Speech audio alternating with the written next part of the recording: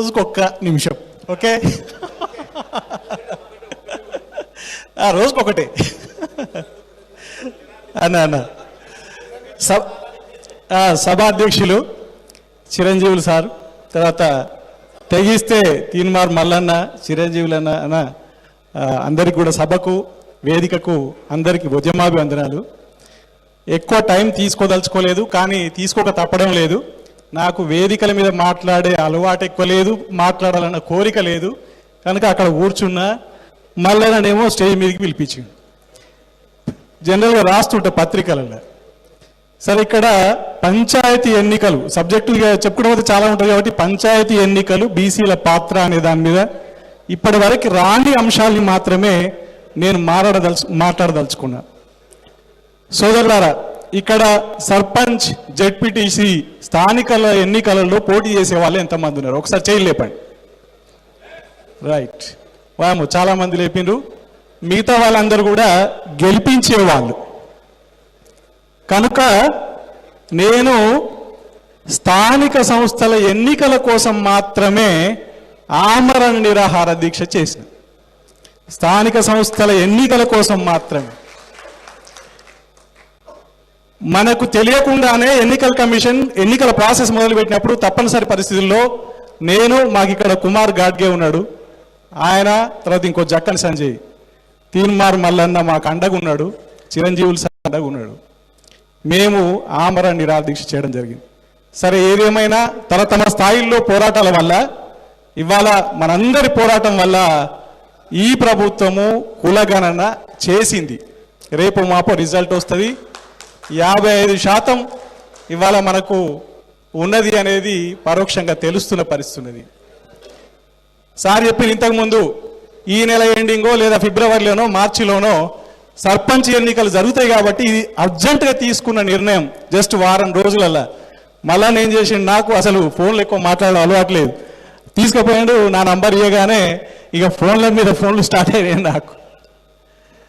So మిత్రులారా, ఇవాళ అసలు విషయానికి వస్తా. సర్పంచ్ ఎన్నికలు నేను సాయుధ పోరాటంలో ఉన్నోని. చిరంజీవి అంటాడు ఆ సినిమాలో, నాకు గంజి తెలుసు బెంజి తెలుసు అని. మాకు సాయుధ పోరాటం తెలుసు, ఎన్నికల పోరాటం తెలుసు, గాంధీ పోరాటం కూడా తెలుసు. ఎందుకంటే నేను సిరిసిల్లలో చదువుకున్నా. అక్కడ మాకు ఎన్వి కృష్ణయ్య, తర్వాత అనేక మంది స్థానిక సర్పంచులు వాళ్ళందరినీ గెలిపిస్తుంటే ఆ సందర్భంలో నేనున్నా అక్కడ. కనుక గ్రామాలలో జనరల్గా ఏం సమస్య వస్తుందంటే, ఒక గ్రామంలో ఇవాళ నిన్న మొన్న కవిత కూడా వచ్చి మాట్లాడింది. సరే, ఇవాళ ఏమైతే తర్వాత విషయం, కానీ ఒకరి మీద ఒకరు పొలిటికల్గా విరుచుపడుకుంటూ ఒక బీసీనేమో కాంగ్రెస్ వాళ్ళు నిలబడతారు, ఒక బీసీనేమో బీఆర్ఎస్, ఇంకో బీసీని బీజేపీ. ఇక్కడ బీసీ వాదం వచ్చింది. ఇక అగ్ర కులాలు నిలబెడితే గెలవరు కనుక ముగ్గురిని నిలబెట్టి అన్రిజర్వ్డ్ స్థానాలలో ఒక్కరిని మాత్రం రెడ్డోడు ఎవరో ఇండిపెండెంట్ వేసిండు అనుకో, కథం అయిపోయా. మనకు ఆ ఒక్కడికి పడితే మనలకు ఓట్లు చీలిపోతుంటాయి. కనుక ఏం చేయాలి అనేది ఒక నిర్మాణాత్మకమైన సూచన తెలుసుకున్నా కనుక నేను కొద్దిగా టైం తీసుకుంటున్నా. నిర్మాణాత్మకమైన సూచన ఏంటంటే, ఒక పార్టీలో కూడా అనేక మంది ఎమ్మెల్యే అభ్యర్థులకు, ఎమ్మెల్సీ అభ్యర్థులకు పోటీ చేయడానికి సిద్ధంగా ఉంటారు. అయినప్పుడు ఆ పార్టీ అనేక ప్రక్రియలు చేస్తుంది. ఆర్థిక విషయాలు, రకరకాల విషయాలు, అభిప్రాయాలు, అన్ని విషయాలు పరిశీలించి ఒక్క అభ్యర్థిని మాత్రం ఆ పార్టీ నిర్ణయిస్తుంది. ఇవాళ మనం బీసీలందరం కూడా ఒకటే కుటుంబం అనుకొని, ఒకటే పార్టీ అనుకొని, అందరూ వేరు పార్టీల నుంచి కాకుండా మేము ఒక్కడనే పోటీ చేయిస్తాం అని చెప్పేసి దానికోసం ఈ మధ్యలో అమెరికాలో అక్కడిక్కడ స్థానికంగా ఇంటర్నల్గా ఎన్నికలు జరుగుతాయి. అట్లా ఎన్నికలు జరుపుకొని మనం ఒక అభ్యర్థిని నిర్ణయించుకోవాల్సిన అవసరం ఉందనేది నిర్మాణాత్మక సూచన. మీకు నచ్చిందా లేదా? నచ్చితే చప్పట్లు కొట్టండి. రెండో విషయం ఏంటంటే, తెగిస్తేనే విజయము, తెగిస్తేనే తీర్మార్. కాబట్టి తెగించకుండా మనకు విజయం సాధ్యం కానే కాదు. తెగించాలి, నమ్మకం పెట్టుకోవాలి. ఇవాళ మన తీర్మార్ అన్న అండగా ఉంటాడు మీకు. ఇవాళ బీసీ ఇంటలెక్చువల్ ఫోరం జ్ఞానాన్ని ఇస్తుంది.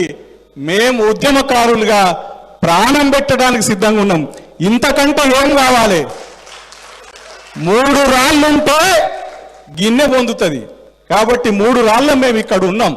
సరిపోతుంది కదా. నాలాంటి ఉద్యమకారులు ఈ వేదిక మీద కూడా చాలా మంది ఉన్నారు, మా సోదరులు, పేరు నా చెప్పలేను కానీ. కాబట్టి 3 రాళ్ళుంటే మనం గెలుస్తాం. సరే, అదే సమయంలో మరి జ్ఞానం ఇచ్చే అండ ఉండే అన్న, నేను ప్రాణం పెట్టే అన్నగా ఇవాళ ఈ ఒకటి అనుకున్నాం, 42% ఇస్తుందా లేదా, చట్టబద్ధంగానా చట్ట విరుద్ధంగానా 19% ఎక్కువ ఇస్తుందా, ఎట్లా నన్ను అని ఎట్లా ఇచ్చినా ఇక్కడ ఎస్సీ ఎస్టీ మన మైనార్టీ సోదరులు తప్ప మిగతా అన్ని నియోజకవర్గాలలో బీసీలే ఒకసారి గెలవాలి. ఎందుకంటే ఇంతకాలం మనకు అవకాశం ఉండే వాళ్ళకి గెలిచిండు, ఒక్కసారి మనం గెలుద్దాం అని అన్ని సర్పంచ్ గ్రామాలన్నీ కూడా.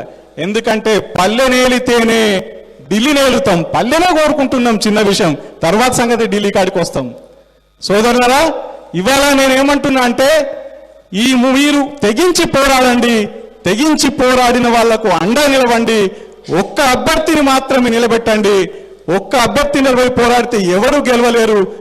అదే సమయంలో మేము సర్పంచ్ ఎన్నికల కోసం, స్థానిక సంస్థల కోసం నిరాహార దీక్ష చేసినాం, గతంలో కూడా ప్రకటించినాం. 42% మాకు గనుక ఇవ్వకపోతే 42 మందిని మేము ఆమరణ దీక్ష చేస్తానన్నాము. ఇవాళ 42 మందిలా ఎవరెవరు సిద్ధంగా ఉంటారో ఎవరెవరు సిద్ధంగా ఉంటారో కానీ నేను సిద్ధంగా ఉంటా. మొన్న ఏదో పోరాడుతూ వచ్చింది మా చెల్లెలు కవితక్క, ఆమె కూడా సిద్ధంగా ఉంటే నేను చాలా ఆనందపడతా. సో మిత్రులారా, దేశ స్వాతంత్ర ఉద్యమంలో ప్రభుత్వం, నెహ్రూ ప్రభుత్వం హిందూ ముస్లింల మధ్య గొడవలు జరుగుతుంటే వాళ్ళని ఐక్యపరచడానికి గాంధీ ఆమరణ నిరాహార దీక్ష చేసిండు. ఇవాళ మన బీసీలను ఐక్యం చేయడానికి గాంధీ ఆలోచన విధానంలోనే నేను ఆమరణ దీక్ష చేస్తా. కరెక్ట్గా నోటిఫికేషన్ వచ్చిన తెల్లారి నుంచే అది కనుక మనం ఆమరణ దీక్ష చేస్తే గ్రామాన మనులందరికీ మేము ప్రాణం పెట్టడానికి సిద్ధంగా ఉన్నాం, మనులందరూ బీసీ సర్పంచులు గెలవడానికి సిద్ధపడతారు అనేది మీకు ధైర్యం ఇస్తూ మీరు తెగించాలని కోరుకుంటూ కొంచెం ఎక్కువ టైం తీసుకున్నా ధన్యవాదాలు. వేదిక క్షమాపణ. థ్యాంక్ యూ మన సిద్ధన్న గారు. వారు గతంలో కూడా చాలా ఉద్యమాల్లో పాల్గొన్నటువంటి వ్యక్తి. సో